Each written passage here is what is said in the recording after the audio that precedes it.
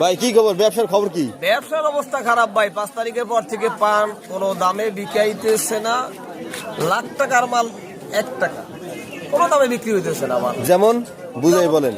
একেবারে কোনো দামে বিক্রি হইতেছে না, কোনো কাস্টমার নাই বাজারে এসে বসে পান কেউ খায়। কাস্টমার কি শেখ হাসিনা লয়ে গেছে তাইলে? ঠিক আছে না, ভালো হয়ে যাক, কিন্তু কোনো দামে বিক্রি হইতেছে না ভাই। ফাউজা পায় ওগুলাই খায়, টাকায় কোনো দামে বিক্রি হয় না।